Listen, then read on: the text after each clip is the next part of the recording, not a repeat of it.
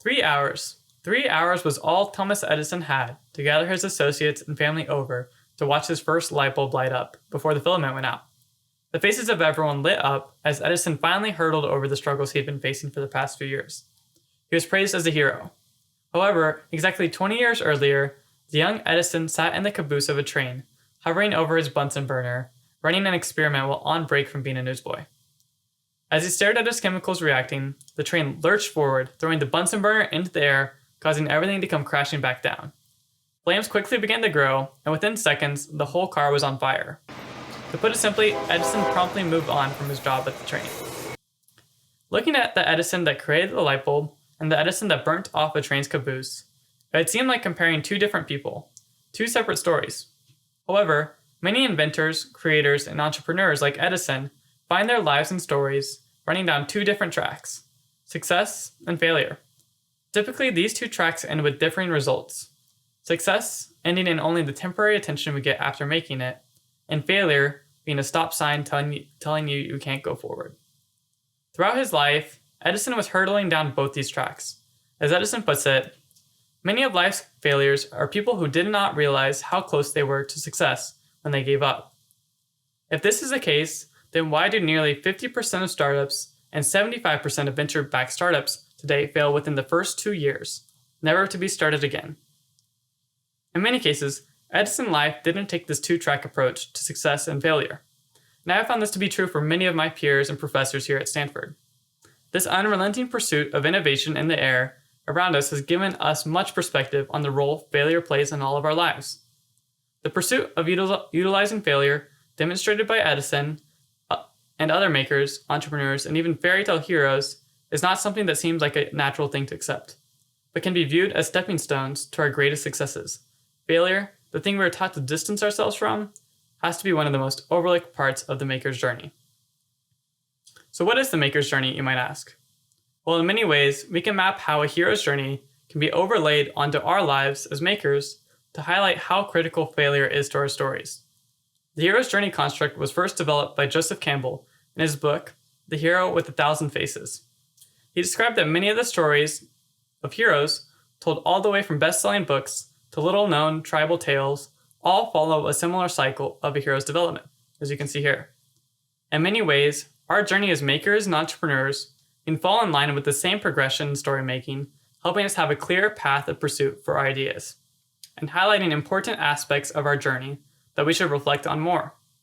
As Lane Erasmus of the Hacker Noon blog puts it, entrepreneurship is a way of living, and ultimately a journey on its own. Like the hero of a great movie, entrepreneurs also undertake a journey of heroic actions. Knowing the different stages of the hero's journey can help them identify the steps and the path they're taking, while enhancing the realization of their intended goal. In this case, we can just view the maker's journey as the phases of an idea or a process that we can go through as creators. So let's start with the first stage, a new idea. Humankind's curiosity has spurred great ideas to seemingly appear out of thin air in our minds. It's the passion and engagement of makers that drives us to make these ideas reality. The ability of getting on our feet, off the ground, and getting out of our comfort zone when an idea strikes is where many makers' journeys start. The second stage, the creation of the idea, is where the maker enters the unknown. Like the hero's journey, the maker faces the unforeseen challenges holding them back from creating the next big thing as they stretch outside their comfort zone. From a traditional perspective, many people would think a snag in this stage would be the end of an idea or project. Lastly, the third stage is about experience. After the maker has gone through the trenches with their idea, what have they come out with on the other side? It is much more than the product itself. It is the insights and lessons learned from these experiences. So with these three simple stages out of the way, let's walk through the maker's journey. So there are three key questions I would like to dive into while making this journey. First, how have we traditionally learned to perceive and determine what failure is? The way we have developed our ideas and thoughts over our life influences our perspective on failure. Second, does the fear of failure itself lead us into a corner and limit our future successes?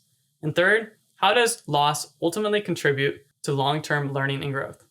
All these ideas and perspectives will provide a new lens for us to analyze and think about failure. Let's start with the first. Like most heroes, our own perspectives are the roots of who we are, and our roots determine where our stories begin. But like heroes, our stories and our ideas sprawl out far beyond what we consider the ordinary.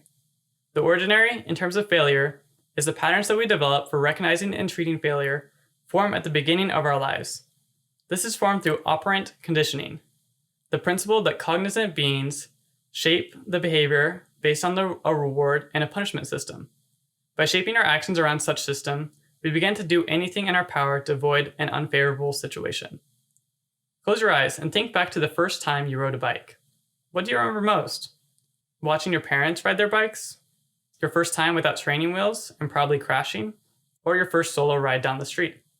For most people, the first thing is the crash and burn of your skin. The second thing is the cheers from your parents as you finish the ride down the street. These two experiences demonstrate the dichotomy of how we are conditioned to remember and repeat ourselves. In the case of biking, the most jarring memory of crashing trains our brain to, not crash anymore. The most fulfilling memory, the solo ride, helps us know what our goal is. Operant conditioning doesn't just end with watching our parents show us how to ride, but also exists when we reanalyze our own experiences with success and failure. This can happen when repeating the act, like the second time you ride your bike. These learning sessions can have a cumulative effect that slowly builds up how we perceive and act in our world, based on those previous self-experiences. Throughout our lives, we have been subjected to operant conditioning that has undoubtedly applied bias to our views on failure. This helps build up the first step of our maker's journey. What once was the beginning of the end is now just the end of the beginning. Now to the second stage. As we continue on our journey and go through life, it is simply inevitable that failure will come knocking at our door. When we go to make our product or idea become reality, the ability to work through failure becomes a necessity. One main factor that can hold us back from this is the fear of failure. Essentially, the fear of failure has traditionally held makers back from approaching ideas with the willingness to accept defeat. This prevents them from having the risk tolerance and therefore the innovation to truly succeed. To showcase why creating with respect for failure is actually crucial, let's analyze a recent study that delves into how semi-industrialized entrepreneurs are affected by the fear of failure. The city of Padang, Indonesia, a semi-urban community, has formed strong entrepreneurial roots due to its people's voluntary migratory patterns. However, their home rests on uneven ground.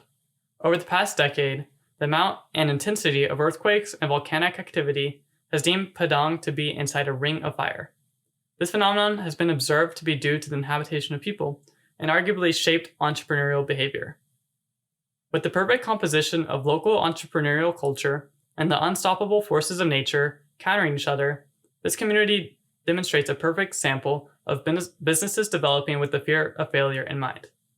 The objective of the study was to examine the relationship between earthquakes, impact, and preparedness, the fear of failure, the entrepreneur's well-being, and their financial performance. By selecting 120 business owners in Padang, the study sampled the owners by asking questions about business readiness, impact from disasters, and how resilient they found their communities after disaster. The results showed that entrepreneurs with a high standard of success are motivated by the fear of failure. The entrepreneurs were observed to be using this concept to become calculated risk takers to benefit from the prudence exhibited in their businesses. In fact, the study showed a higher fear of failure led to better financial performance. All in all, having failure at the forefront of your mind helps businesses perform better, especially after being exposed to multiple roadblocks of failures. Lastly, to complete our maker's journey, we have to look beyond failure. In many cases, school is the first place that people experience failure, where they also have to learn past it. This all starts in the classroom, as there is two main ways of teaching: direct instruction and productive failure. Direct instruction is where there is a lesson from the teacher, and then the students are set out to problem solve and do homework with this new material. However, productive failure, as Manu Kapoor, the creator of the term, puts it, places the problem solving first, and then the instruction second. Students are then capable of understanding the gaps in their knowledge during lessons. This approach to teaching has been shown to increase retention of advanced concepts and give students further ability to not just learn concepts, but to master them. Consider this thought experiment. Imagine two kids coming home from school, excited that you just bought them a new toy. With their first child, you tell them, "The toy is yours, but first you must watch me play with it." So you commence to play with the toy for a few minutes and then give it to the child. For the second child, you hand them the toy and let them figure it out on their own. Which child do you think had more fun with the toy and spent more time with it? Probably the second child. A new, stimulating feeling of creative freedom is the ultimate result of such a productive failure, giving the maker the ability to rethink and reshape obstacles into new paths. The basis under which students thrive at higher levels stems not from their perfect performance, but from the failure they embraced initially, and then the fast-paced learning that came afterwards. So how are we able to utilize all these lessons that we've experienced? As makers, if we take a step back and pause and look at the bigger picture, the maker's journey is dependent on the fertile soil that is failure. The amount of learning, lessons, resiliency, and preparedness we gain for the future makes our mistakes seem like a gift given from our past selves. As we look back on Edison and follow his footsteps throughout his life, we see an apparent outline of the maker's journey. Starting with just a passion for inventing, he was able to persevere through many initial letdowns. He learned from his mistakes. In one of his most famous quotes, he stated, "I have not failed. I've just found 10,000 ways that won't work." When leading with this attitude, Edison left the world with many of humankind's greatest advancements. When we overlay the maker's journey on Edison's life, we can see how the characteristics of Edison's life point to many of the lessons discussed. First, looking back at operant conditioning, we can see how our decisions are formed, especially about failure. By flipping our perspective on failure being harmful, we can become more risk tolerant in our endeavors. Secondly, the fear and respect of failure has been shown to bolster resiliency and development in growing businesses. And lastly, by reanalyzing our past failures, we can develop an intuition on how to succeed by learning. Going back to the hero's journey, and from where we began to where we ended, realizing the process helped bring out certain characteristics of issues that makers face daily.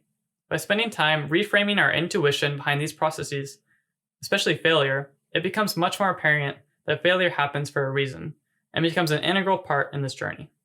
As Joseph Campbell, the hero's journey inventor, put it, perhaps some of us have to go through dark and devious ways before we can find the river of peace or the high road to the soul's destination. So let's go fail. Thank you.